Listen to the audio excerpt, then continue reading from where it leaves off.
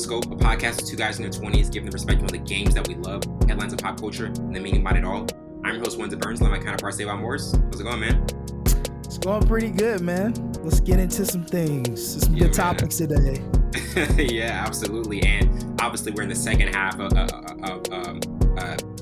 last stretch of the NBA season right after All-Star breaks. So it's kind of getting into the final tune-ups for the playoffs. Also, we're going to get into some album reviews, and in the second half, we're going to do a review of the new Ant-Man movie. To start off with just thoughts on LeBron's injury and him being away for several weeks. This report came Monday after his foot injury was revealed to be more serious, told by ESPN's Adrian Wojnarowski, and this took place during their game versus the Mavericks this past Sunday. In addition to that, the Lakers announced, D'Angelo Russell was also having some injury issues, but and they recently, last night they did have a road win against OKC and lost against Memphis earlier this week. But in terms of what this means for LA, because we rarely see LeBron out for an extended period of time, but This is the type of moment and just stretch for the season for the Lakers where they really don't have that much margin for error for them to get into the play-in or even the playoffs. Yeah, him getting injured right now is his worst case scenario for the Lakers. Yeah. Just giving, they're already against so many barriers trying to get into the play-in, and then obviously trying to get into the stretch of the playoffs. Without LeBron James, their record has not been really good since he's been with the Lakers. So without him, and then you get your newfound remember with D'Angelo Russell, him being banged up a little bit. I don't know if they had 19 games left. It's going to be tough. It's really very really tough.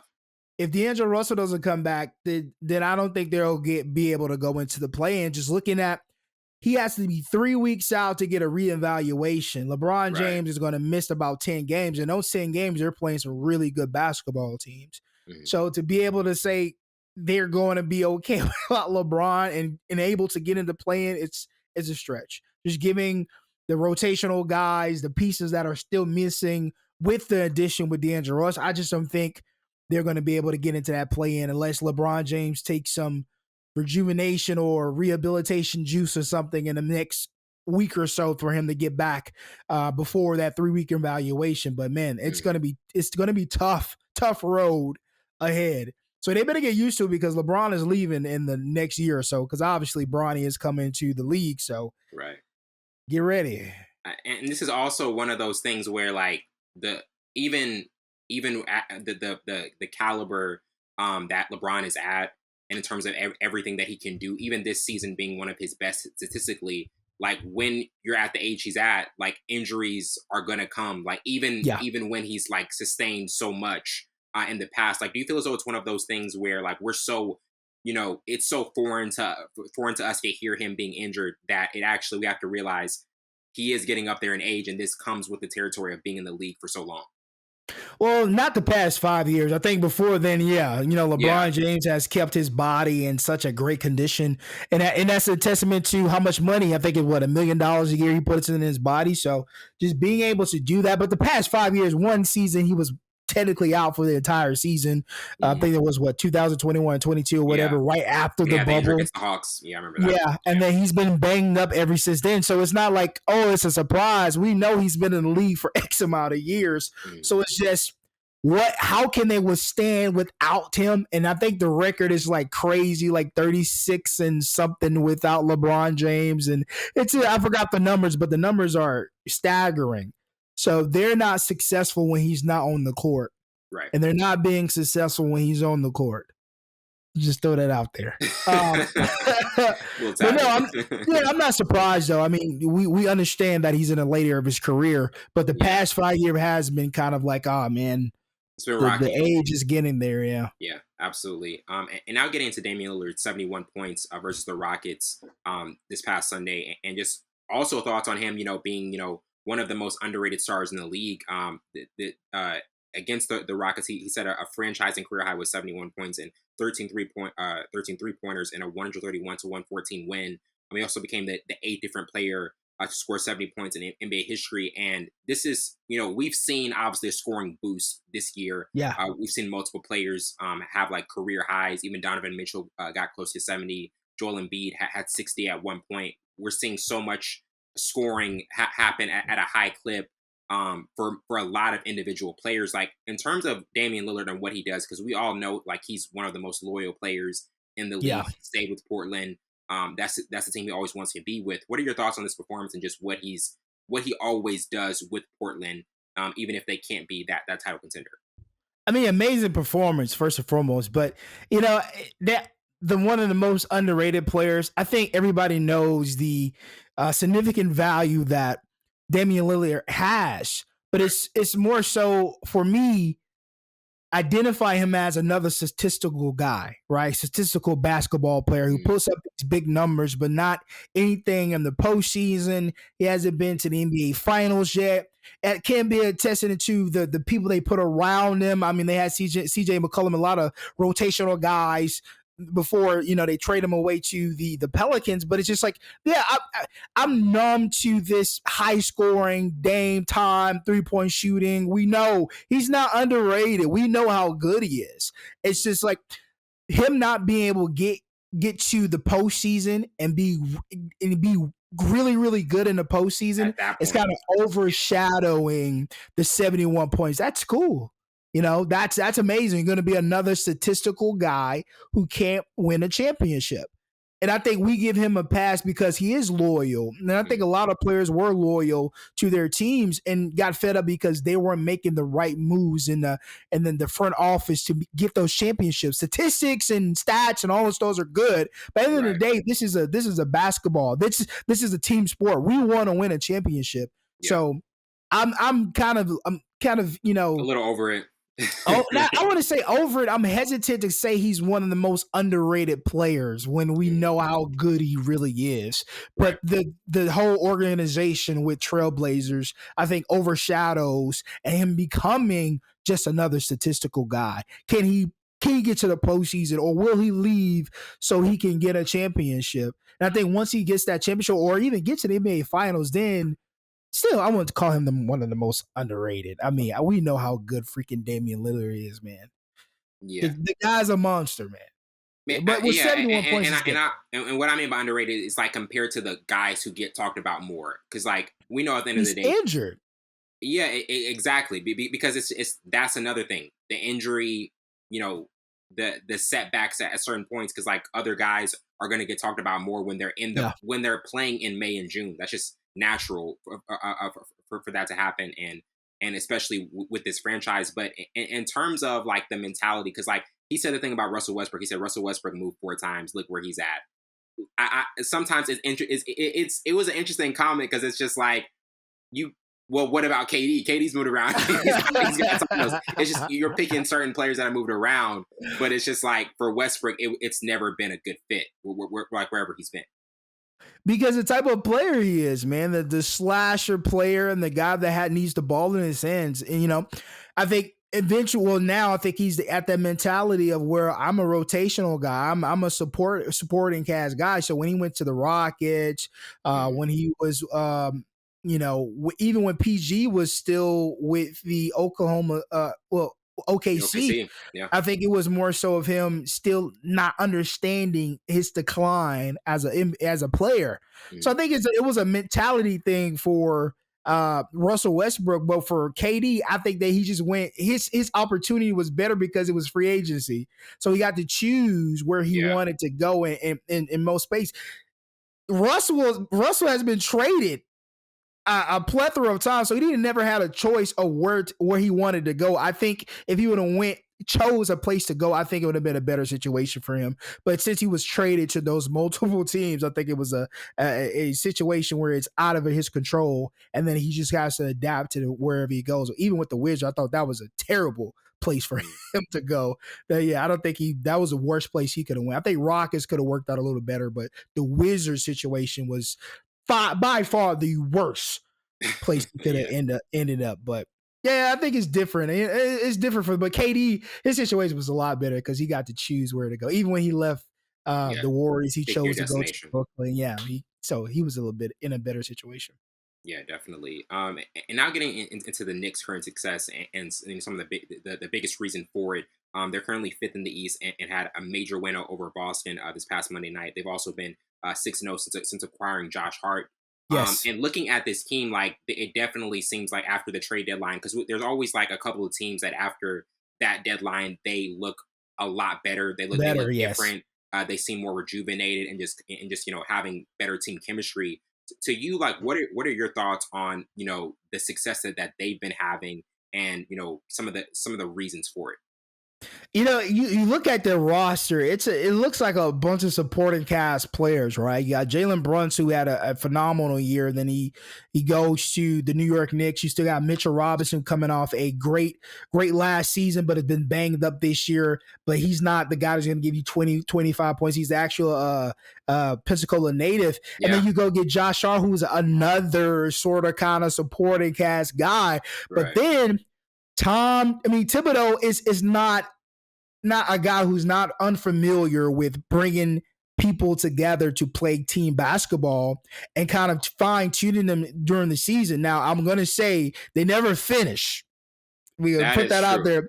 They never finish, but he's really his biggest asset or his biggest greatest ability as a head coach is bringing supporting cast players or players that you had never thought would be mesh. good at, would mesh and get fine tuning them to buy in, but they never finish. But I think it starts with even Randall, who has had some rejuvenation this season and has spurts of having great stretches a month or two, but then he'll go back into the supporting cast play. But I think right now they're in a great groove. They were doing really good right before the All-Star break, and now you go before the trade line to get Josh Hart, who I think is a good asset. I don't understand why the Lakers let him get out like that. I thought he was a great addition for the Lakers. Yeah. Now the Knicks are benefiting from that trade. But no, I think it's a bunch of supporting cast players and then Tom Thibodeau kind of bringing them together and getting on the same page, and they play great team basketball. What I love, and we're going to we talk about the Kings too, both of those teams, what I love about them, they're post heavy first, finish at the rim heavy first, and then 3-point shooting, stretching it out, then that comes after. I think the mindset is more old school, more team basketball, a lot of ball movement for both of these teams. And I think that's the difference. I think a lot of teams just go hell bent on just shooting themselves out of a slump, and I don't think that's good. But that's what I love about these two teams. They use Mitchell Robinson a lot. They use a lot of big guys in the post, and then obviously Jalen Brunson is still playing lights out. Josh Hart is coming in and getting acclimated and being a good supporting cast. But I think that's the MO. Like they don't have big name guys there at all. There's not like that one just core or high level player that everybody is gonna draw attention to. Because like you look at the last 2 seasons, they've been trying to get stars. They tried to get Donovan Mitchell. Donovan Mitchell, he said recently, he said in an interview with JJ Redick that I thought I was going to go there. Like I literally thought that was the team I was gonna head to, because there's so many stories about the Knicks almost getting the stars and then they end up somewhere else. And I think it's all in because I know from other front office general managers, they know if they send the Knicks they've been on a come up for a while. Oh yeah. But if they get 2 more pieces, like maybe an A-lister, maybe even a B-lister, I think I'll give Jalen rocking. Yes, I think Randall and Jalen Brunson are B-list players, right? I think Josh Hart is a C player. Mitchell Robinson is in between that B and C. If they get an A-lister who can come in, it doesn't have to, he could be a veteran guy. He doesn't have to be he could be a 3-point shooter. I think that'll bring them over the edge. They're really, really close. They're close. I don't think people talk about that now. The Knicks are really close. And I know Spike Lee is in love with it, but they've been really close for a while. But I think if they get an A-lister, they haven't had an A-lister since Melo? I would say so. Yeah. Since Melo was there. So once they get an A-lister, and I think Donovan Mitchell is an A-lister, I think that would have put them over the top too, especially with Jalen Brunson, Randall playing the 3-4. Yes, exactly. So I think that would have been but Jazz understood. They was like, if we sit them there, oh wow, we gotta have to. There's gonna be some trouble. So at the end of the day, they try to balance it out. But if they get A-Lish, I think they'll be fine. But the Knicks are playing good team basketball, a lot of ball movement, a lot of finishing at the rim, creating their own shots, doing a 1-2 punch, and I think that's what's keeping them in the stretch. Yeah, absolutely. And now getting into the Sacramento Kings being a third seed, and Mike Brown's just a great coaching this year. Their offense has been unstoppable for the majority of the season, and they do have one of the biggest contrasts because this is a top scoring team, but the defensive struggles is one of the things that kind of keeps them back at times for like really being consistent, and that's kind of what we see, like scoring 176 points and then you give up 175 points in this era. But what are your thoughts on Sacramento, being a top 3 seed and just, what's been so different for them this year, especially with what Mike Brown's been implementing? At first, they're 26 in the league, allowing, I think, 118 points a game. Yeah. That's crazy. So they're first in points in the league, average 120 points. So it kind of balanced each other out. So I guess I'll start there. But, man, first of all, hats off to Mike Brown and just bringing his career back, being an assistant coach for a couple teams, and then now you get your shot to be a head coach. And I think Mike Brown was always a good coach, especially with the Cavaliers. I really loved him with the Cavaliers and what he did there and his stint there. But man, what the Kings are doing, I want to highlight one player. Obviously, we're talking about De'Aaron Fox. It's obvious, Harrison. It's two guys, right? Keegan Murray, rookie, has been playing great basketball, front court and back court. I think he is the guy who has been very, really, really, really, very, really, very, really good. I thought you liked that one. But he's right before the break. He's been playing great defense. He's been giving like 9 points a game, just getting in space, offensive rebounds, defensive rebounds, giving them second chances on the boards. I think that's what really kind of ignited everything. And then obviously De'Aaron Fox. I mean, he's been playing lights out. Finally, I think it was January they were playing really good, and right for the break, and now after going into the final stretch. But man, one player that I think has been really, really good for them is Harrison Barnes. We forgot about him, man. Really have. We forgot about Harrison Barnes after he left, and we thought he's going to be one of those guys who's going to go off and be something without the Golden State Warriors. Did not pan out with the Mavericks, and he goes to the Kings, and he's been playing quiet basketball, consistent basketball. He's always been a 3-point threat, and I think he's really good in space. So, like, they have some similar pieces, and I think their bench is pretty good. Malik Monk, I really like him coming off. It's Davion Mitchell was another one I think has been playing good off the bench, coming in the second, like late first quarter, early second quarter, and just kind of subbing in. I think they have good, rotational players. Yeah. But Keegan Murray and Harrison Barnes, I feel like has been that really good igniter for the front court and back court. And then we all know De'Aaron Fox has that dog in him that we've been trying to get awakened for so many years. And now he has, we knew it was there. Now he has the wrist injury, so he's still going to play tomorrow, but we have to watch out for that. He's been playing lights out, then you get injured, and then that's the terrible cycle when a player starts getting in his groove right before and after the break, then the injury. So hopefully.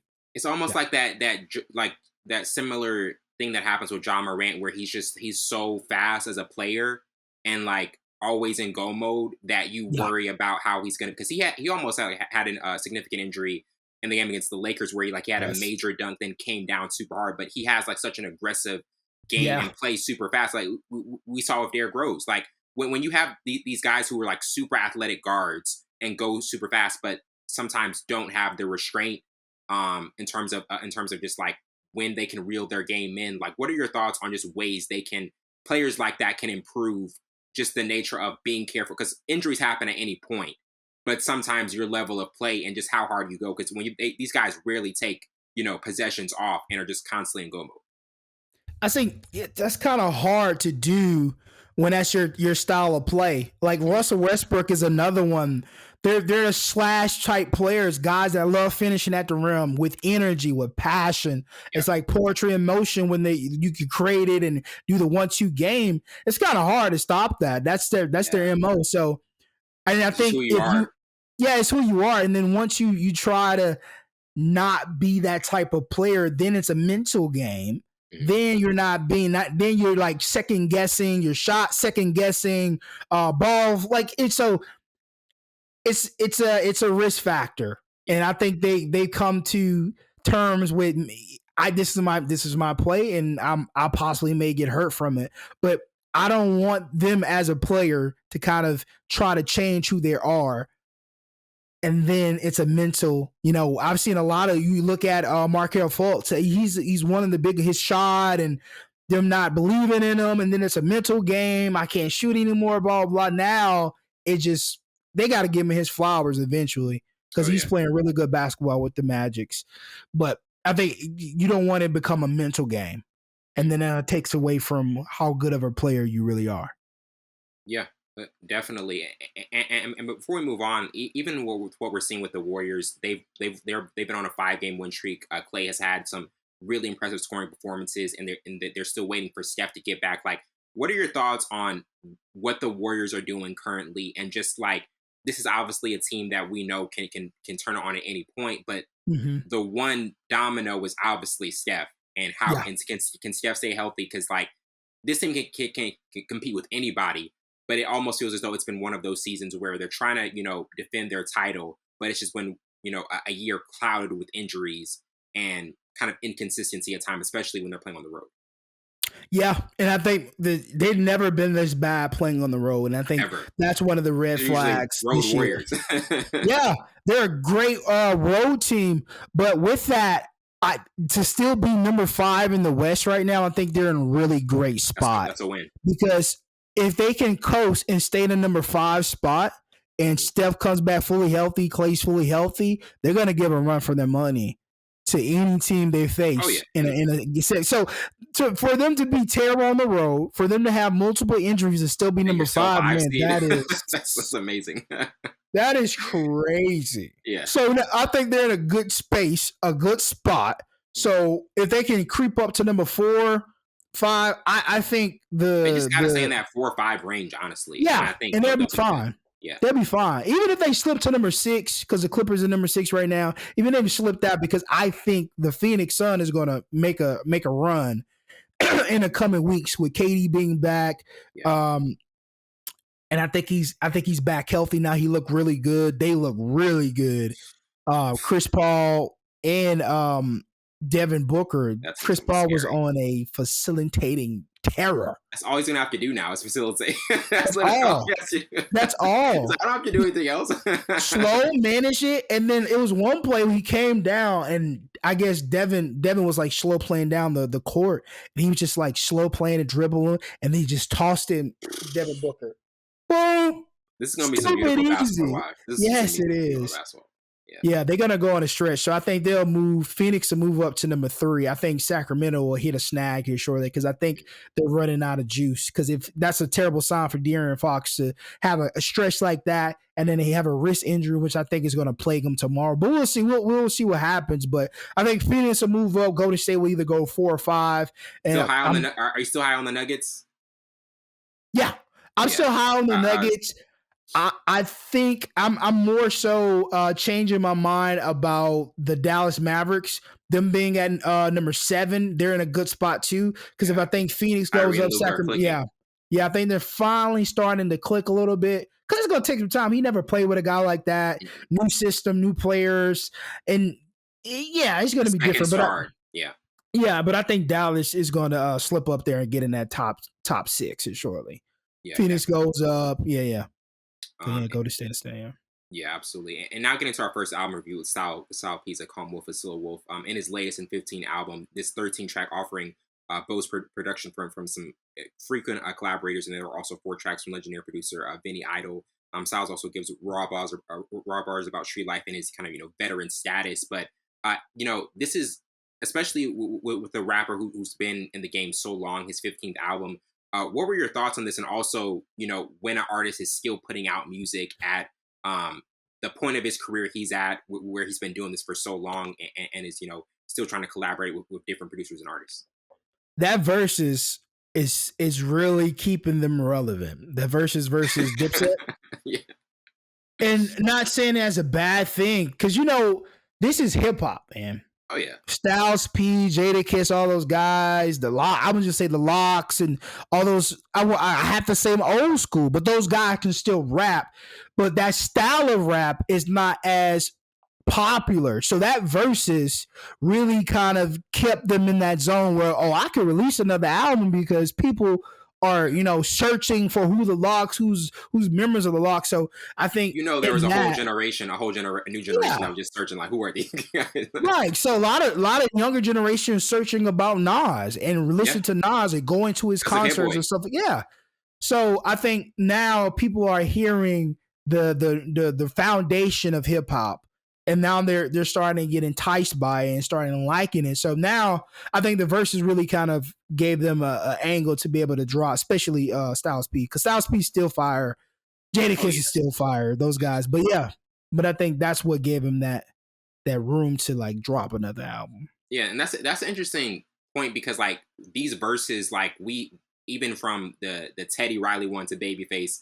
And like people going back to Babyface's catalog and what he's done and everything like that, there's just even when we had the Earth, Wind and Fire and the Isley Brothers, there's just so much, and you're like, oh, like this is timeless music. Like, do you feel as though even the concept of verses, like what are your thoughts on just what that has done for certain artists, older artists, and also like what are some future verses that you think like, yeah, these are ones that we should see and the culture needs?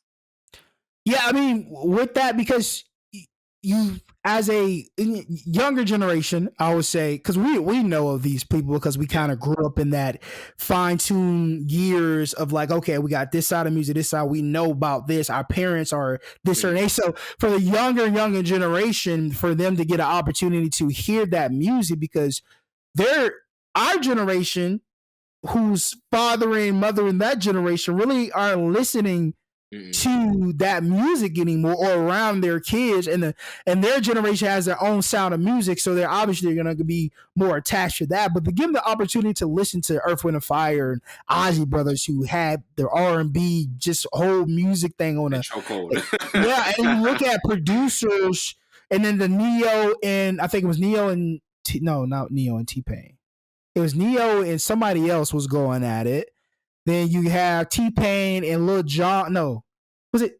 It was one of those. And then you had Timbaland and like, so it's all these verses gave the other generation, because we're just like in all in the moment because we listen to the music. So the next generation the opportunity to hear that type of music and be relevant. Don't have to go dig for it. There's a whole verses you can hear who these people are. So I think the verses is playing a vital role for the next generation to listen, to understand how that music and what the music they listen to has evolved, right? Yeah, absolutely. And it's a couple verses that I'm looking to, like, somebody go with Drake.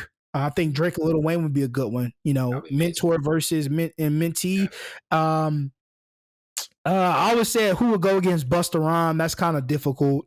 I'm gonna tell you, that's gonna be a tough battle for anybody, bro. That's hard, bro. That's gonna be tough for anybody. There's nobody that you could put their catalog with that just be like, yeah, well, they can go toe to toe. There's nobody. I would love to see somebody go with the Fugees, like that. Those groups. Sure. So it's just like that type of music, or even like Slick Rick is somebody like, what I'm saying, like that type of hip hop, like. Slick Rick still is, I feel like is relevant because he had that storytelling style, and he had the bling. He was like the epitome of hip hop, New York. So there's a lot of verses that we probably won't be able to, like Chris Brown. Who's gonna go against Chris Brown?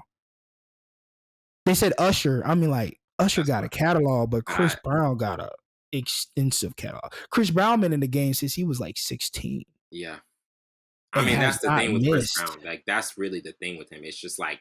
He keeps putting out making music. Yeah, just making music. Like that's Usher has really, been really good. Yeah, Usher has been like, I mean, his catalog is extensive, but like, now there is a generation that will be upset with us for picking Chris Right. Brown over Usher. I would probably pick Chris Brown over Usher because he's not retired.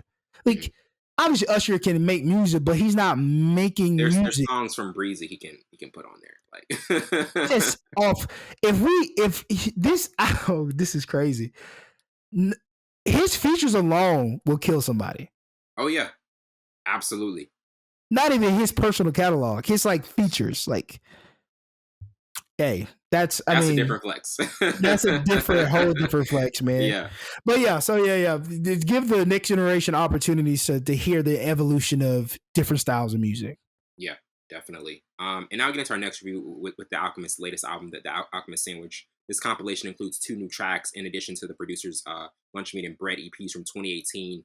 And he shows again, we mentioned a lot about him as he's one of the greatest producers to ever touch a studio, and he's also great at pulling the top tier of MCs together. What were your thoughts on this project and some of the artists that we see on it? Because it is familiar artists that we're used to seeing collaborate with the Alchemist, but he just has this certain touch with his music and just his production that is just very unique. Yes, bro. Like, I'm gonna highlight really like this production was crazy. The intro was crazy. Just the way he hears sounds, and it's like just a studio session with him would be incredible.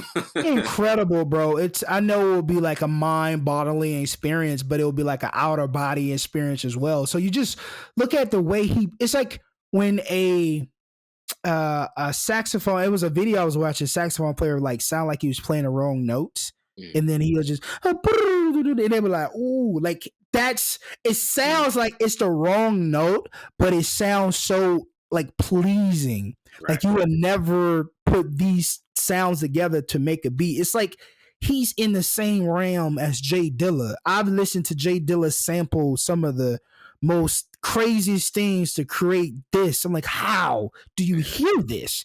So I was mentioning that a couple of episodes ago, Jamil, like the Donuts album, like skill, 31 tracks. How? Like I don't even get it. I don't even get it. Bro, that to be able, you're on a different planet. Both of those guys, rest in peace to Jay Dilla. Alchemist, bro, your flowers have been given to you time and time again. But yeah, like the one song I'm going to highlight for sure, just like the way he did it, the Hopeless Romantic with Action Bronson. Oh my God. How he kind of like let the beat, like it was like a roller coaster. Like it let the beat just fall. And it sounded like it was a cappella, but you can hear it. And then it'll pick back up, and he's still flowing. Like the flow is amazing, but to be able to do that's crazy.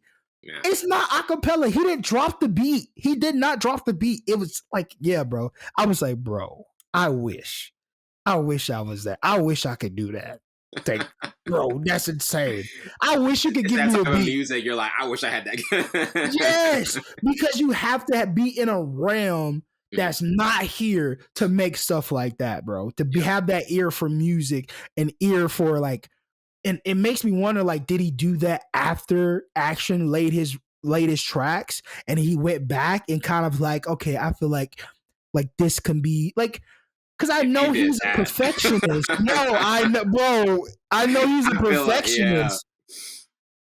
And just watching, bro, this whole, West Gun was crazy on here. Earl Sweatshirt, bro, I'm slowly becoming a fan. Schoolboy Q song was really fire.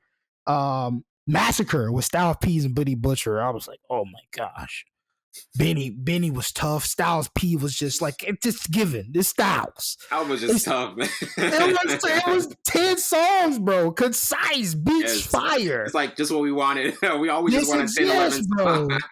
It is definitely a sandwich. Like he's a chef, bro. Yeah, perfect title. He's definitely a chef. What an album this was. Yeah, yes, absolutely. And now getting into our next review with Black's latest single, Since I Have a Lover. In this new single and title track ahead of his album dropping March 24th, Black said himself, quote, "Since I Have a Lover, the title track is the highs of having a healthy love, compressed into song format," end quote. And this is also going to be his first album since East Atlanta Love Letter back in 2018. I think this was the first time we've ever even reviewed anything from Black, which actually crazy. No.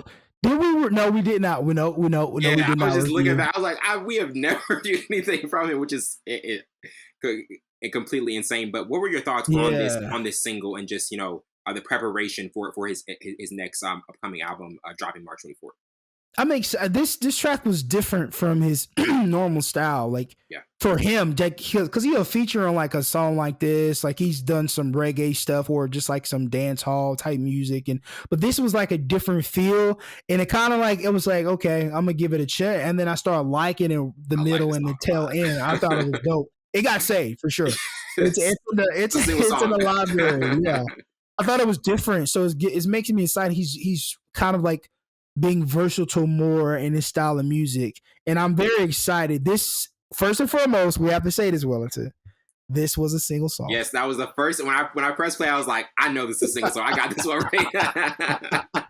Single song, great job, great. I mean, he doesn't. I mean, obviously, he's not gonna like. He's just his style of music, bro. He's different. I don't hear anybody that sounds like Black. So that's the thing. That's the thing that gets me, because like even I was recently a couple weeks ago re-listening to East Atlanta Love Letter, and I'm just like, I can't compare this guy to anybody else. Like when an artist has a gift like that, in terms of, because like so many times on this podcast we compare artists like, oh yeah, like they're sounding like a older version or younger version of this. Like, what do you think that means in terms of just like what his approach is and just like his inspiration? Because I know he's inspired by other people, but he really is setting his own path. Man, it's a rare commodity to have, to not sound like anybody else in music, because bro, it's not that much you can do with music as an artist, as a lyricist. Like, it's the topics are the same, the some of the concepts are similar to other people, but I think your DNA is what makes you unique. And some people really want to confine themselves with other people's DNA. And I think when it's rare like that in Black's case, bro, I don't think he's trying to be different. Actually, that's cap. Because in one of his albums, he was like, man, I'm not trying to, people want me to do this and do that, because if I do that and it goes really good, then people will want me to do that exact same. So he does want to be different. And I think that's probably his MO, because he did say that in one of his albums, the album that he had with J. Cole, with the one right before East Atlanta Love Letter. Was it Where's Black? Oh my gosh. Let's see. I feel like I should be more prepared for this if I'm gonna break it up. East Atlanta. We are talking about. I'm thinking you're talking about 6-piece hot EP, but no, East Atlanta Love Letter. Yeah. So he talks about it in there, and then he also talks about in the first album that we kind of know who he is.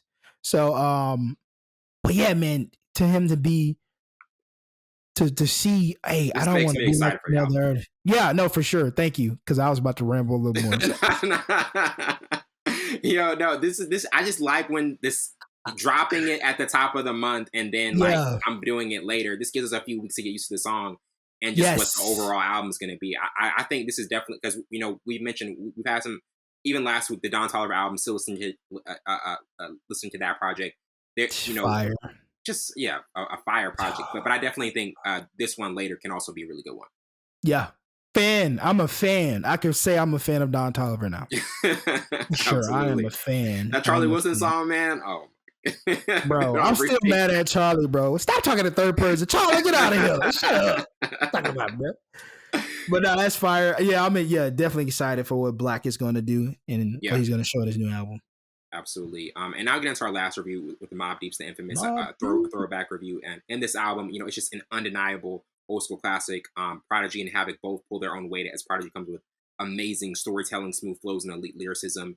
And there's just so many different things to highlight in it. Whether it be the lavish productions, 808 instrumentals, and just a handful of great verses. But in an album like this, that I feel as though it's just a moment in time, like a time capsule. Really, I feel as though when it dropped, it probably just was one that instantly influenced the culture. Like, what are your thoughts on looking back at this album and just where it stands even today? Man, listen to this is like nostalgic for sure, especially in the 90s, man. Just that style of music because it's more indigenous to, obviously, if I'm not mistaken, Mobb Deep is from the West Coast. I believe they're from the East Coast. Is it from the East Coast? I feel as though they are.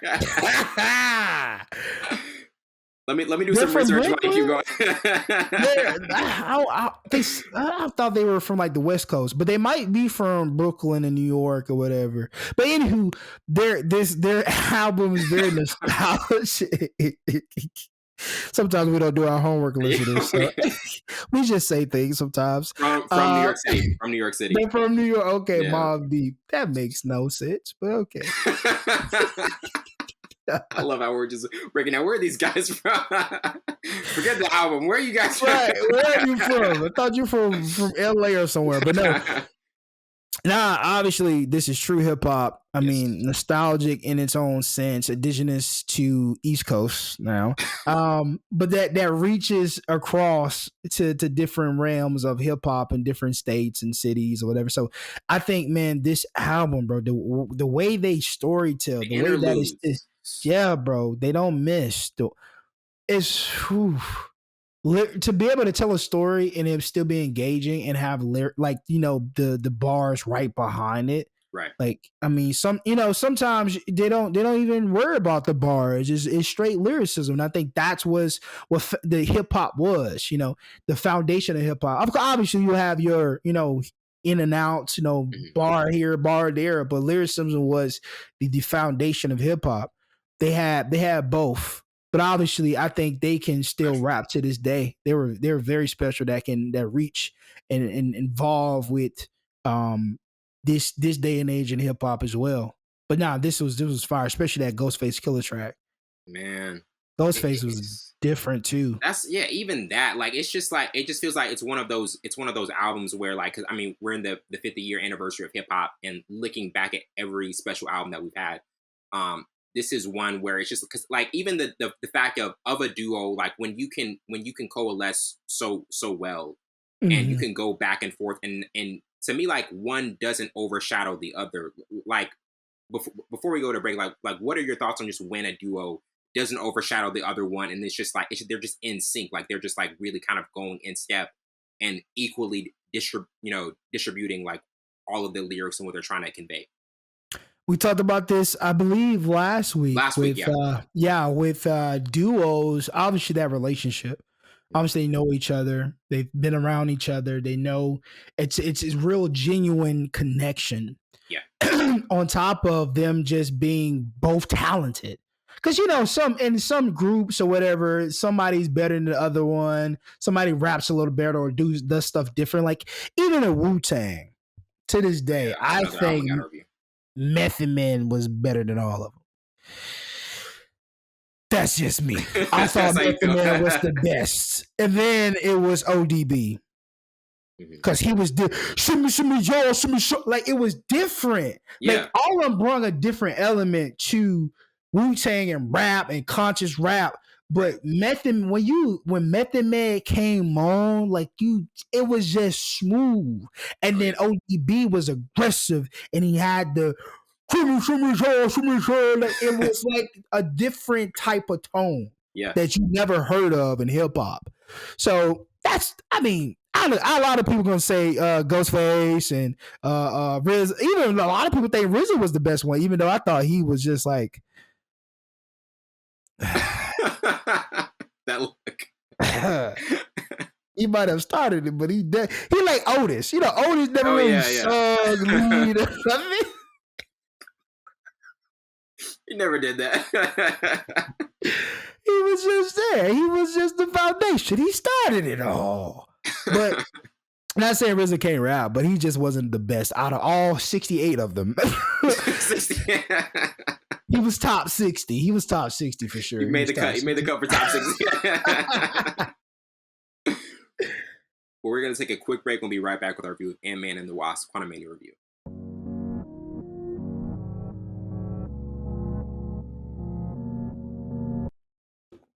Welcome back to the show. Now we're getting to our review of Ant-Man and the Wasp Quantumania, and we're joined by a special guest, Trenton Morales, a good friend of the show. Thank you so much for being back on, man.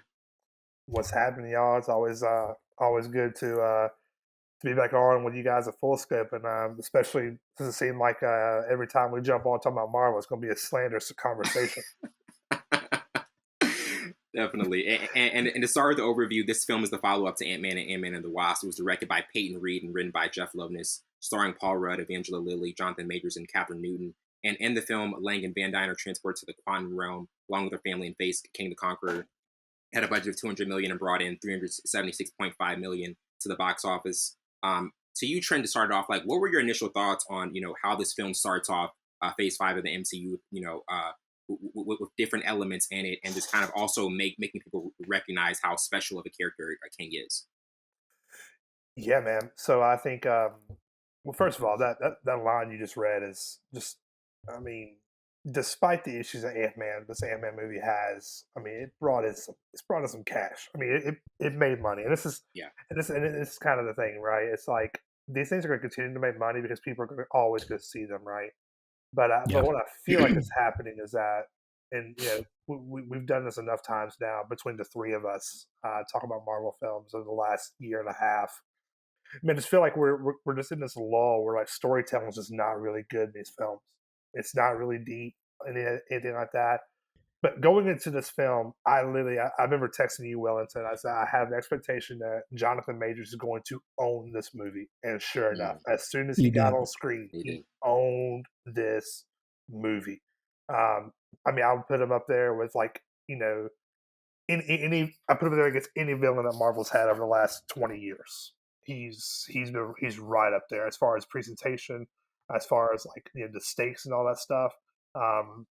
He really, this is why I keep kind of holding out this hope of maybe we'll get the story right. Maybe we'll get something that's going to make us be like, oh man, I can't wait to see what's happening next. Right? We haven't had that Infinity War moment in a long time. I'm like, man, what is going to happen next? Right? But yeah, going into it, I had an expectation that that Jonathan Majors is going to be great, which I mean that guy's just on a roll right now. I mean, he's just stacking up the movie titles right now. It's his season. It is definitely his season. And sure enough, I walked away with that expectation immediately met. I mean, I think this whole movie was just a setup for who he's going to be over the next probably 3, 4, 5 years in this world of Marvel. Yeah, definitely. To you, Savon, what were your initial thoughts on this film? How this starts off Phase 5 of the MCU. I didn't have expectations for this film. I know a lot of critics were saying that they thought it was going to be like Infinity War or have the same remnants of that. But I didn't want it to do that because that was a whole different story. This is a whole different chapter of MCU. So I wanted it to be different. I think it did do just that. I do agree some of the story, it was the intro was cool, it was funny, blah, blah, blah. And then how they just got into the quantum realm, I didn't really like it. I didn't like the lead up to getting there, right? And there was some parts of the stories I'm like, okay, they could have left that out or they could have developed that a little more. I do think they did what Thor: Love and Thunder wanted to do. That's a good I'll point. give them that. Yeah. They did what they was trying to do because it was it wasn't trying to be overbearingly funny. It had its moments where a joke kind of went over just a little bit, but it was enough room for it to do that. So I thought that was written well. It was just certain parts of how they got in there, the kind of the sum up, just it was just certain stuff they could have left out and kind of trimmed the fat, as we would like to say. But I thought overall, I thought Majors was going to be incredible. Oh, yeah. The amount of emotion that he brought to the Kang character that I didn't see in the comic books, the crying, the extra, it was more so of a mad cry. You see the tears and the snot bubbles and stuff like that, So I thought he brought a different element that I see in the comic books to the character on the screen. So yeah. I thought Jonathan Majors was just, especially when he had all those characters, and he going crazy. It was funny. It was dope. It felt on par with the Ant-Man film.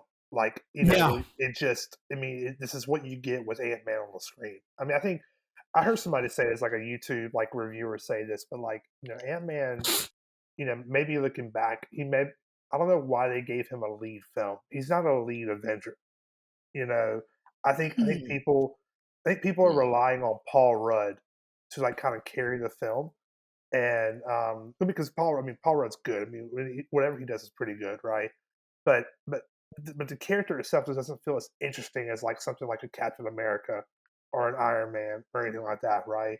Um, Mm. I don't know. You know, I mean, do you guys have thoughts about that? Like, I mean, like, you know, I don't know. Yeah. What do y'all think about that? I mean, Wellington, you want to take a stab at it? You want me Yeah, to? go ahead, Wells. Yeah, please. Yeah. And do you mean in terms of just like the significant, like can you rephrase that again? So basically, like it I feel like the character Ant-Man, as it's been presented to us, is not worthy of having multiple leading Lead films. role.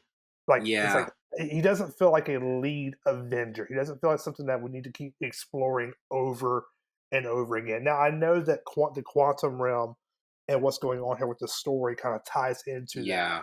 but Yes. You're just saying now. Yeah, okay. but it feels like it just feels like every time we keep coming back to an Ant-Man film, you know, it just like, oh man, it's like it's just something that's Is this the missing guy? here. Yeah. Yeah. I kind of feel the same way too, because like we've seen in the past of multiple films of like Iron Man or Captain America where it felt like what was continuing on the storyline was significant Yeah. and what we needed to see more of. Obviously, there have been some high moments for like you know early on in Thor, but later on it hasn't met the same criteria. I think with Ant-Man, that's a good point because it's just like there are certain points of like, is this the guy who needs to be carrying the torch as much as like the mainstays that we once Right. had? That part I feel as though it is a good point because there are certain point there are just times where you just feel that lull of like, Mhm. is this should he be the lead role? Is this really the guy we need to be putting up there to carry on the MCU? So I'm just gonna intervene. That's not what they're trying to do with Ant-Man, bro. They only got the solo films obviously to introduce the character and then introduce the quantum realm with Ant-Man and the Wasp and her being the Wasp or whatever. We already knew that was going to happen. Mhm. And then for this was introducing more so Kang. Kang was the star of this film. That's the only way they could introduce him as extensive as it because it's quantum realm, him being banished to this. That's the only way they could do it. Like they tried a little bit with Loki. I don't think it would have been as potent as it was within Loki. They had like a little bit 10-bit of it, but any other Avenger you couldn't introduce Kang in a way that would have been because you can't. Iron Man's dead. Captain America is 90,000 years old. Thor, Love and Thunder was trash. Like so, that was the only way they could salvage and kind of introduce Kang in a way like we'll be excited about it. Mm-hmm. I agree. Ant-Man is definitely not a standard. Like, you know, it's only 3 now. They didn't give him like 6 or 7. It's only like 3 Ant-Man films. But so still, like 3 is significant. 3 films. But it carries the storyline for it to make sense. Obviously, you get the mom back from the quantum realm and Ant-Man and the Wasp. Now she's like, it kind of ties him back to Kang. So like, I see the significance of having Ant-Man as a solo film, but I do agree that it shouldn't be, but that's how the MCU is kind of works, you know? Yeah. So after this, I don't think they'll get another film. Yeah, I mean, I don't think so. I mean, listen, I was like looking back on it, I wish Marvel would just went ahead and killed him. Like no. Listen. I'm telling you, man. Like it would have changed like the tone of Marvel if you would have had Kang just go ahead and take that guy out. Trenton. Dude, I'm telling you, man. Listen. Are you upset? That sounds like it. The stakes of Marvel are just too low right now. Raise the stakes. Oh my gosh. Like, listen, throw some hot sauce on this thing, man. Let's get this thing moving. I thought Kang was the hot sauce. I thought Kang was the sriracha, you know?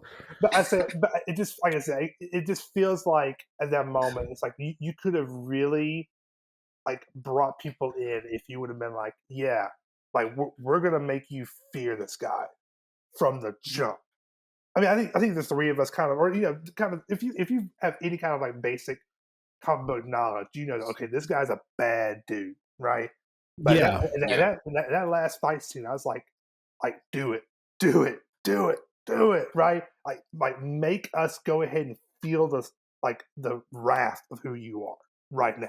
Mm. So, but they did. So, needless to say, we'll probably see him again at some point in the Avengers film, which he'll probably get killed there anyway. So, cheers. Trent's eventually got to get his revenge. Somebody should have died. Somebody should have died. It should have been him.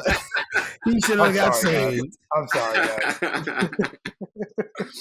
Go ahead, Wellington. But now get into our first topic. From 1 to 4 stars, what would you give it? To you, Trent, like what would be your initial rating for this film and some of the reasons? I just know this is gonna be terrible. I'm gonna roll with a 2.5.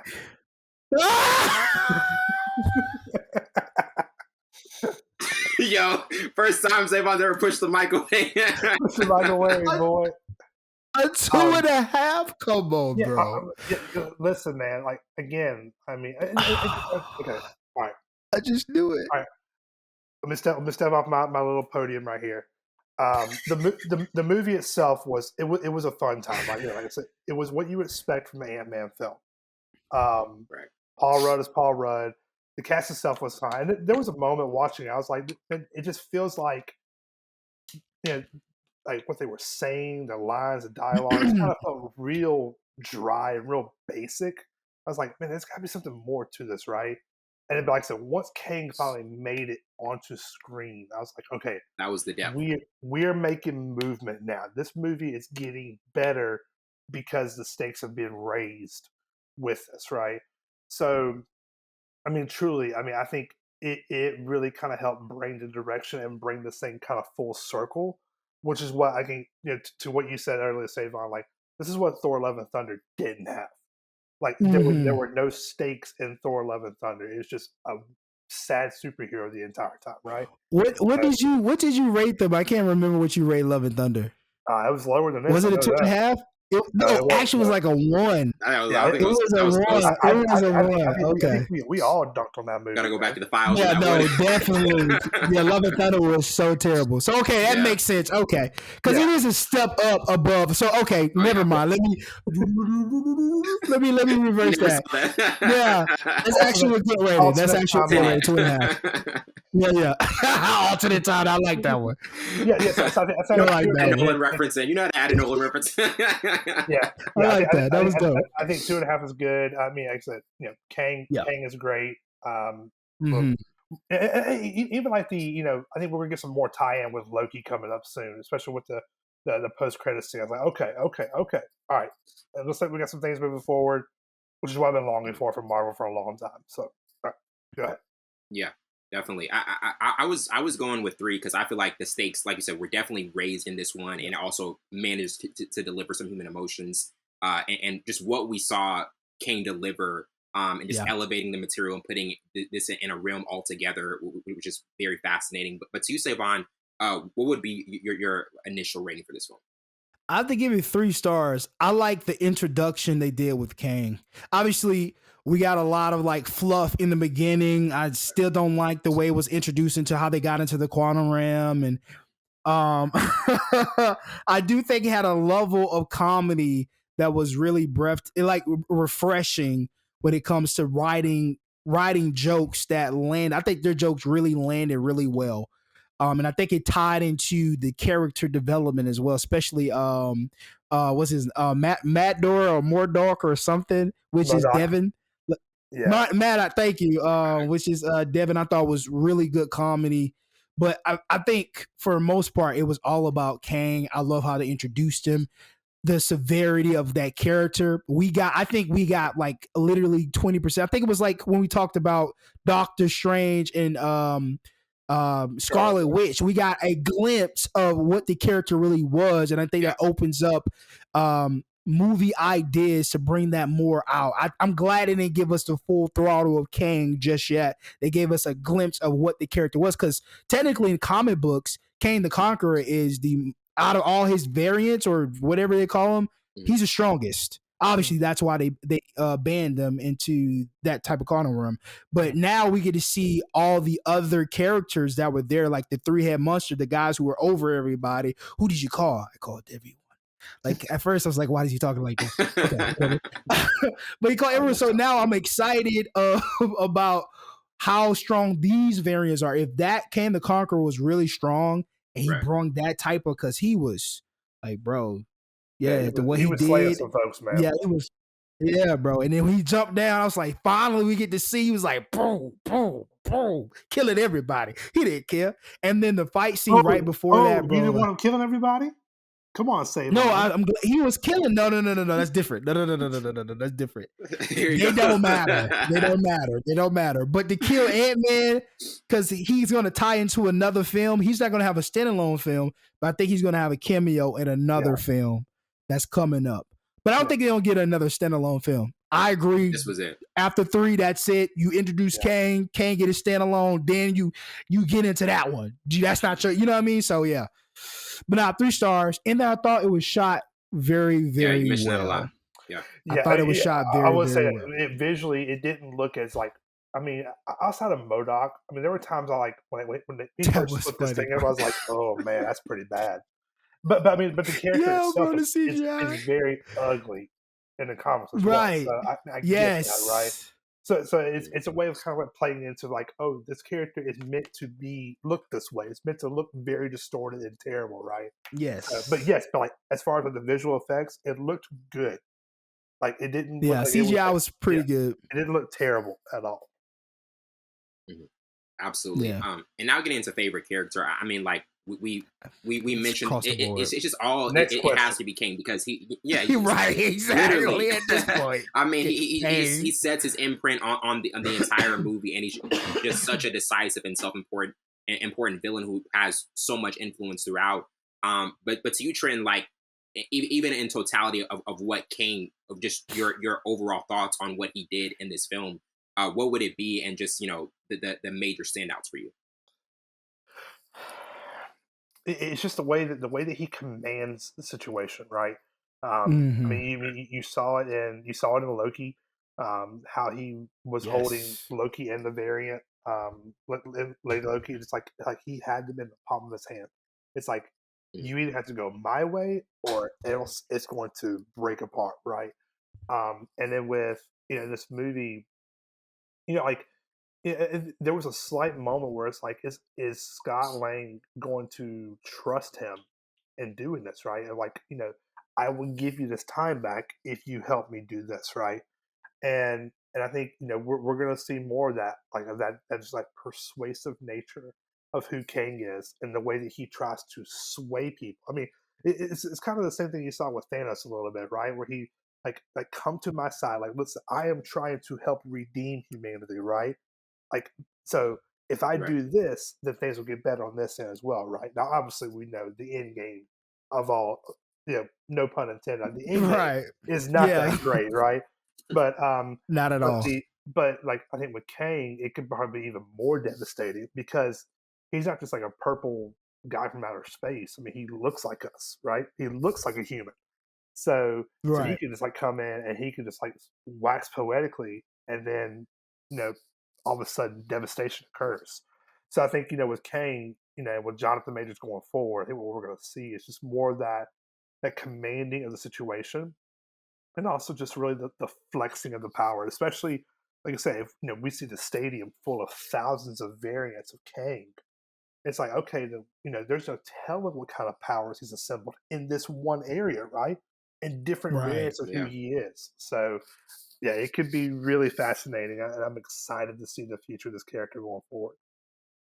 Mm-hmm. And another thing for me, Savon, that I think is like when you look at Kang, and then we look in the past at Thanos, the impact that Thanos had, it was this physical, like overbearing type of character, and then with Kang, he still has that power as well, but he gets you mentally, almost like in the Dark Knight we see with Bane and Joker. It's just two different impacts. Like to you, even looking at Kang and even what we saw from Thanos, like, what do you think the legacy of Kang will be compared to what we saw from Thanos years before? So we got the full entity of Thanos. before and after him being a great fighter, very smart. Then you have the Stones.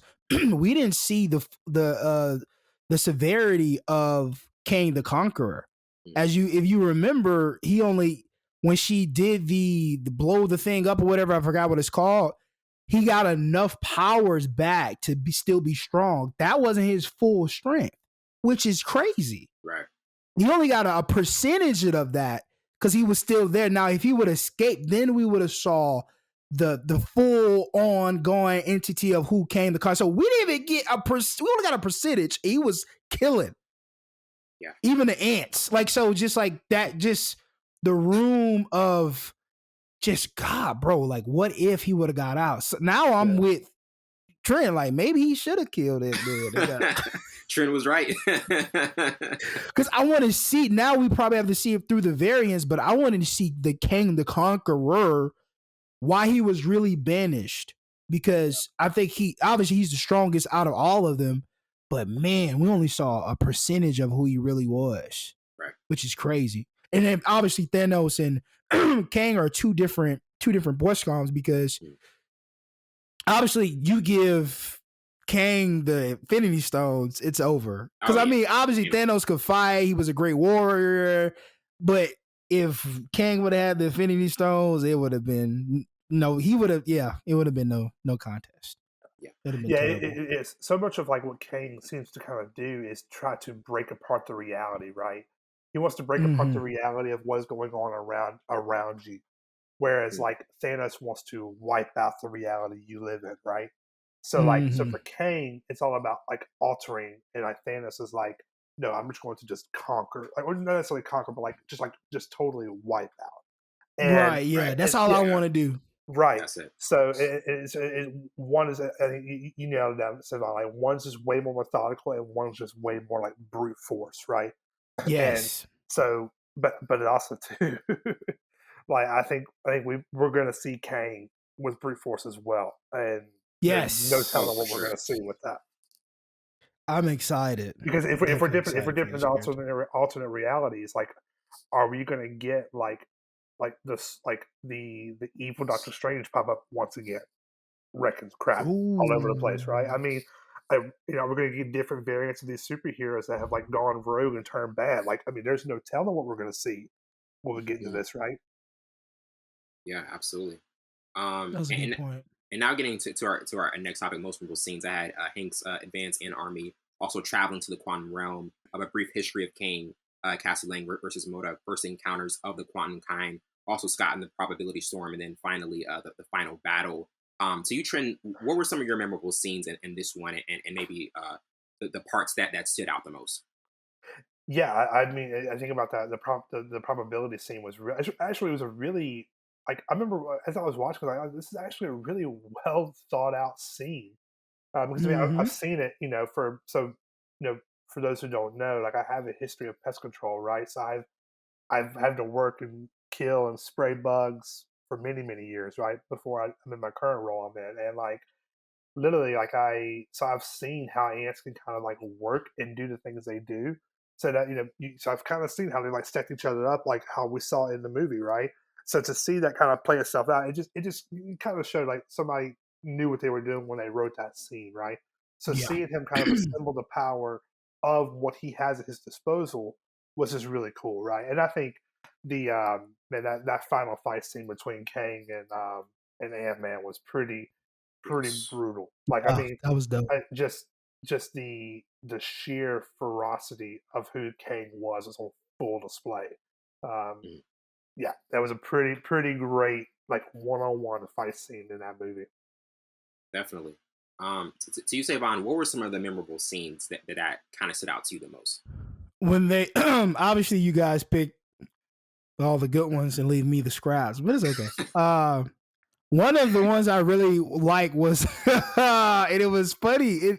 It had that good comedy in there, bro. Like, it was subtle when he had to dive in and get the I always forget like the technical names for these. We had to get the thing that can shrink and make things big. He went in there, and then he started like, "Who are you? I'm the original." And then the guy from Baskin Robbins shows up. Baskin Robbins shows up. Oh my goodness. Bro, I lost it. Especially when it was like, everybody, put him up. And then he stopped. He was like, bro, it was the funniest. It's one of the funniest scenes, bro. But I thought that was good. Like, it was just like adding that humor. Yeah, added that humor, the break into it, and then you get back serious, man. That scene was really dope. Obviously, Wasp coming in and saving Scott Lang for getting his butt whooped even more. I liked when what's another? It was another good scene. Oh, see, I'm always picking out the comedy one. When is it Daryl? Darren, yeah. Is it Darren? When he was just about to die, he was like, "I did die, a-hole." He was like, "I died an Avenger." He was like, all right, that's one way to put it. He was like, "Yeah, you did." He was like, But I like the way how they showed how he was created. I thought that was really funny. But no, yeah, those scenes were really dope. Obviously, the other ones y'all said, especially that fight scene, I was like, bro, Kang is a dog. Yes. But Scott didn't give up, though. Scott was coming back. He didn't give up. Nope. But if she would have never came, he would have been dead, Trent. You would have been dead. Trenton was right, man. We were totally off. We were this close. We were this close. He was this close to going, and then she came out and I was so ready for him to die, man. I was like, he's dead. He's just dead. See, but that's something else in there, Trent. I don't know why you want him to die so bad. There's something else in there. There's something else in there. There's something else. So title. There's something else in there. Something in the way. Something else in there. He was like, man, he should have died. He would have died a hero, though. He would have died a hero that nobody would have known about because nobody thought he was going. They thought he was Spider-Man. No, that's another scene. That's another scene. That was pretty good. He was like, I got you wrong. You the guy that gets small and big with the ants. That's $12. $12. All right, got it. Like California coffee, boy. Man. Oh, never, ever will I drink coffee that's $12. I was thinking the same thing. Never. Energy drink. Yeah. And now I'll get into most from quotes I had. I can give that to you. Time from Kang. Also, I don't have to win. We just both have to lose from Scott. Also, my life really doesn't make sense from Scott. Also, we're going to get out of here. She's going to open a door and you'll be here. You'll be there from Kang. And then finally, I told you, time isn't what you think from Kang. To you, Trent, what were some of the quotes that you thought were kind of like the most impactful in this one and it just, really worked efficiently? Yeah, I mean, I'm actually reading this this line right here. I think this is another one of these funny lines, right? Where he's like, "You made a big mistake. I'm an Avenger." He's like, "Oh, and Kang's like, you're an Avenger. Have I killed you before?" And Scott's like, "What?" And they all blend together after a while. "You're not the one with the hammer, are you?" And Scott's like, "That's Thor." That was a good one. That was a good one. Because he has gone against other Avengers in different timelines. Yep. But he's like, "Oh, that's Thor. Similar body type, right?" So again, just a way of extrapolating, kind of keeping it off balance, right? Yeah. But I think the big quote he had about time was just really interesting. As again, it lays out his aspirations, right? That he's just there to alternate the reality with which you live in. So, and in doing that, he's going to try to bring you in on what he's doing, right? So, if he sees that you have a skill, if he sees that you have the ability to kind of give him what he needs, then you're going to be of a service to him, right? So in this case, it's like, oh, if you go to this area, you can unlock my ship for me, right? You can undo this, you can do that, right? So it's all about what can you do to benefit him, right? And I think we have not seen the end of that whatsoever. Definitely. To you, Savon, what were some of your memorable quotes in this one overall? All the quotes I had came from the beginning stages of when they introduced the Kang with Janet. One was like, "Who is Kang?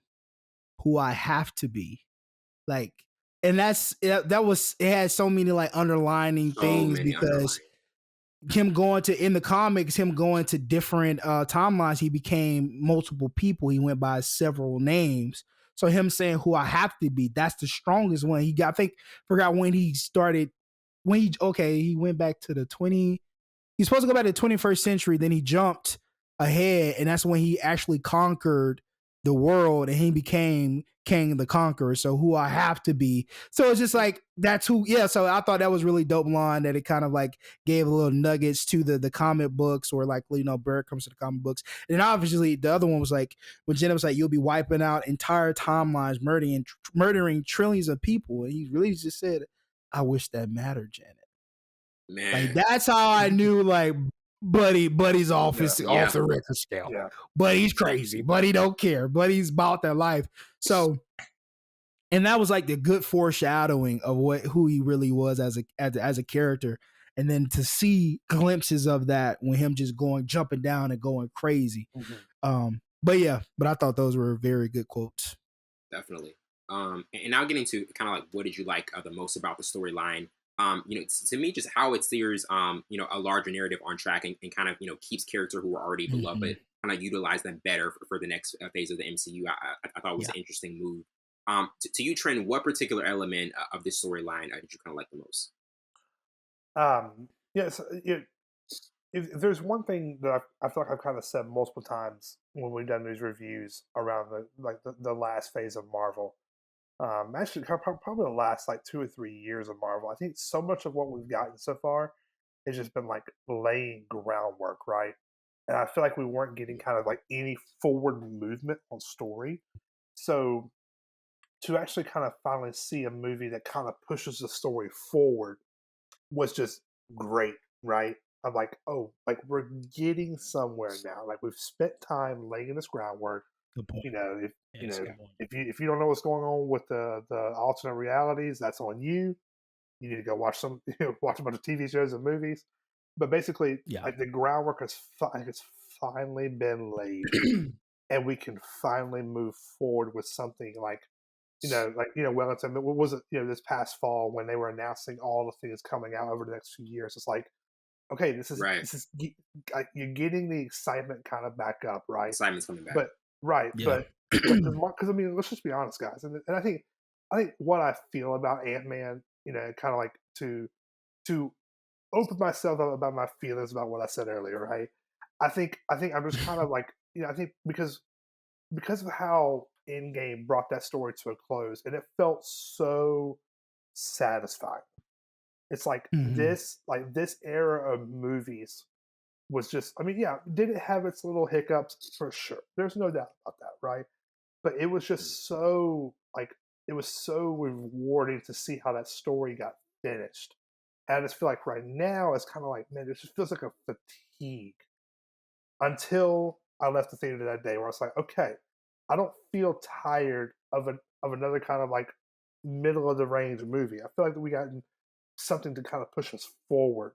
With looking forward to how is Kang going to wreck this entire world in universe. So for me, the story itself, all that, I'm just like kind of getting the backstory on who he is, and now we get to move forward into whatever is next coming for us. So, which I think is Guardians of the Galaxy. So we'll see. In May. Yeah. To you, Savon, what particular element of this storyline did you kind of like the most and resonate with? I really don't have to say anything. You guys made 2 excellent points, and I'm being so serious. Wellington, your point was phenomenal. That was exactly what I was going to say. And then Trent, your point of how it is moving, that's basically all they're doing with this movie, is moving it forward and getting people ready. Now we get Guardians of the Galaxy, which is my favorite series. I mean, I'm a huge gun fan. So, but yeah, man, dude, y'all said it all. I'm just going to shut up and get to it if it's watchable for 10 years. But yo, hats off to you guys, bro. And I'm not joking, bro. Excellent points, man. Excellent points. I don't have to say nothing for the first time when it comes to storyline. That's a moment. And I was in my head, I was like, Wellington, you always steal my stuff. And then as soon as Trent was talking about like finally, like how an Endgame ended, obviously, and then this is just like moving it forward. Like, okay, here we go. Kang. Because with Doctor Strange, here I'm talking about it, so I just justify it. But Doctor Strange and Love and Thunder were like, all right, bro, like, okay, those are all right. But now we get Ant-Man, we get Kang now, and it just moved. Even the Eternals, boo. Well, I mean, even Black Panther really didn't move the story forward. I mean, it did. Yeah, in a way, the other, did, yes. Yeah. Now we get 2 villains that I'm really excited about. Yeah. So we'll get more of forgot his name. Anybody gonna help me here? Oh, Black Panther, the villain. The villain. No. See? Oh, thank God. Over too. Oh, what's his name? Oh my gosh, the guy. Neymar. Yeah, Neymar, right? Neymar, yes. Neymar, yeah. Okay, yeah. So we get 2 new villains that I'm really excited about. Anywho, but great, excellent points is what I'm trying to continue to say. Yeah, and I mean, even before we get to the last point, you already mentioned Guardians of the Galaxy. We also have the Marvels, Daredevil, Born Again, Captain America, New World Order, and then finally we get Ironheart soon as well too. Yeah, and also Blade. Like to you guys, either one of you can start first. Is there one movie or maybe 2 coming up that you're like really looking forward to the most? Daredevil. Yes. I love him at Matt Murdock, bro. I used to watch that series, and when they stopped it, I'm like, bro, what are y'all doing? He's one of the best Daredevils we'll ever have. So good. Come on. Yeah, I'm super ready for Daredevil. I just love those grounded takes on these superheroes, man. I mean, because he has to kind of work and he has to work and be a hero outside of his limitations. And I just love how they handle that series so well. I mean, Vincent D'Onofrio is terrifying as Kingpin. Yes, he's so excellent, bro. So good. He's so excellent. So I'm super ready for Daredevil, and listen, I'm ready to see a good Fantastic Four. I know it's a ways down the road, but I'm ready to see that. Right? I think I'm get on Fantastic Four. Yeah, keeping it in this little piece. Yes, I'm super excited for Daredevil to come out. Yeah. How many times are we going to get a new reboot of Fantastic Four? And it feels every time. I am tired. Hey, Savon, I want you to go out to Hollywood and put a picture of Michael B. Jordan as Johnny Flash on his new star. Like, never forget. What a terrible Johnny Flash, man! That was. I never saw that movie. I was like, I remember hearing how bad it was. I was like, I'm never gonna watch this film. Bro, it was terrible. They keep trying to reboot it. Just leave it alone. Just leave it alone. Oh my gosh, it's gonna be terrible. I just know it. They're gonna cast somebody. I just know it. That feel like this is gonna be. So. We're gonna get a new director. It doesn't matter who you get. Jesus could come down and take the form of a man again and direct that film. It's still gonna be trash. But anywho. Guardians of the Galaxy. Yeah. I would say, what are you looking forward to, Savon? Yeah. Guardians of the Galaxy for sure. Obviously Daredevil. And then Blade. I want to see how Ali portrays it because he has some shoes to fill. Because Wesley Snipes was a save Marvel in just whole entirety. Save Marvel just in it. Yeah. I like Wesley Snipes as a Blade. I like Blade from Blade Trinity. So I'm interested in just seeing what Ali brings to that character. He's taller, obviously. He's taller than Wesley Snipes, more slimmer than Wesley Snipes. He doesn't have the same build. So I'm interested in what can he bring to that character that he got the job. So I was literally going to say Daredevil before you mentioned Blade, but Blade is up. Yeah, that's remind me, didn't Blade come out before like the original X-Men films? Was that late 90s? Yeah, late. That was 90s. Yeah, the first one did for sure. Yeah. Yeah, so they were pushing Marvel before it was even popular to push Marvel. Mm-hmm. Yeah, crazy. Absolutely. And now get into our last topic. 2 years from now, do you still think this will be watchable and intriguing? And this is obviously a question we always happen, especially like with these newer Marvel films. It's an open-ended one because there are so many things that can affect it going forward. But to you, Trenton, how do you feel this movie will age another decade from now? I mean, the introduction of Kang does a lot for you. it really does a lot. That saves us a little bit. Yeah, I mean, I wonder, like, yeah, it's always interesting to kind of handle this, like, especially when something is so fresh, right?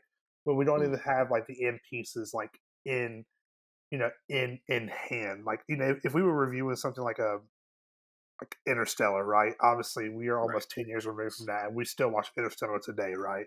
So, and it's 9 hours long. but like something like this, like I think though it's just going to be, and I may sound redundant when I say this, but I think it all comes down to how does the story going to wrap up and finish itself, right? What I think will really kind of carry and help us see, like, does this movie really kind of fit in well with what's going on, right? So, yeah, I think as far as the introduction point for Kang, I think it's absolutely going to be critical. But also, too, it also depends on how the next 2, 3, 4 years play out after this. This could really begin a run of like another good run of movies, or it could just lead off to be like, probably a good lead off, and then like they might miss the mark. We just don't know what we're gonna see. So I guess I'm gonna take the other road to say TBD, right? To be determined. Whether it's going to be really hold up over the decade in time. Definitely. So you say, Vaughn, to close it out, 10 years from now, how do you think this will age and just certain ways it was put? I think it would age well. Obviously, the Kang standpoint of that character being introduced, and I think when it comes to directors, Peyton Reed is one of the most underrated directors because that's why that humor element is in there, because he's directed Yes Man, Bringing On, The Breakup. It's a couple other ones that he did. He obviously does serious films too, so he has that that sense of real raw and authentic humor that you can implement within obviously the writers, but as a director, I'm pretty sure most of this stuff was freelance and what's the other word I'm looking for? Wellington, you are terrible today. Gosh, bro, this is why I'm your counterpart. Like, bro, True. come on, you are a variant of me, Wellington. Yeah, man. I've been 0 for 3. No, improv. There we go. Okay. A lot of improv because Paul Rudd loves to improv. Obviously, Saturday Night Live and other stuff like that. Some a bunch of other characters that like to improv too. So, 10 years from now, storyline introducing Kang. I think Peyton Reed is an exceptional director, and I mean Paul Rudd. Man, he's crazily funny. And then this just what Trent said, moves everything along. You can't forget what moved everything along. Moses. Can't forget Moses because he moved everything along. No. I got stuck in the wilderness for 40 years. Don't do me like that. Don't do Moses like that. He's standing on a mountaintop. Oh, go ahead. Sorry. I guess this is the last good question, but with Jonathan Majors also having Creed 3, is there any way he can outdo what he did in Kang, or is it going to be one of those things where Kang is just like the superior one? Okay, well, here's the deal. Here's how I approach the Rocky. I approach the Rocky series like I approach like James Bond and like other films of kind of that nature. Like, I don't have any expectation for Rocky films. I don't. Like, I mean, and not saying I don't enjoy them. I do. I really do enjoy them. But I don't go to Rocky for like superb story writing or storytelling or anything like that. I'm just going to watch cool fights and all that kind of stuff, right? James Bond, I want to see stuff get blown up. I want to see cool guns, cool cars, all that kind of stuff, right? But I don't know, man. I'm interested to see the dynamic of Michael B. Jordan and Jonathan Majors on screen together. Like, that's going to be a lot of fun. But also too, I mean, obviously, I haven't watched too much of Jonathan Majors. I watched a little bit of the what was the TV show he was on with Jordan Peele? That was on HBO.